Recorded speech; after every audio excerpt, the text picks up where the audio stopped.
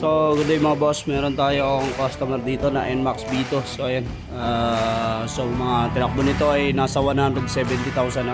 So, ngayon pa lang to paparefresh ni bossing. So, medyo maingay na at saka malakas na magbawas ng langis.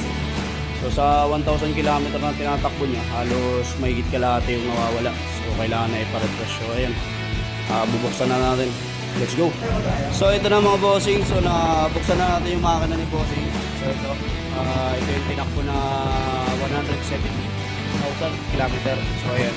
Yung kapal ng carbon niya. So, nabawasan naman na kasi gumagamit din siya ng carbon cleaner. Tapos, ito yung cylinder head niya. So, ayan. Ang kapal na ng carbon. Pero yung block niya wala pa tama. So, ibig sabihin malaga si Sir Kalawis. Kahit araw-araw niya gamit. Ayan. Bali, Joyride pala yung may-ari nito. So, araw-araw talaga gamit itong block. Pero, hindi na nagtatama yung block sa haba ng tinakbo. Ayan. Gagawin natin dito, papalitan na natin ang piston. Piston na tayo, tsaka piston ring, tsaka valve seal. Valve seal. Tapos, dahil madumi na yung throttle body ni Sir, ito. Ayan, lilinisin na rin natin diretso. Pipinis na rin natin diretso to. Ayan. Isa na natin linisin itong cylinder head. So ayan, papaputin natin ito. Masasahin natin yung valvula, papunta natin yung valve seal, pati yung spark plug.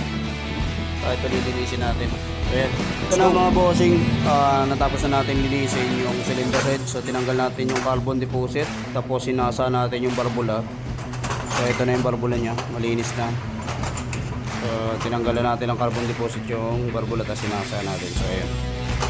So papalit na tayo ng valve seal ito. So na ito yung mga parts na ipapalit natin.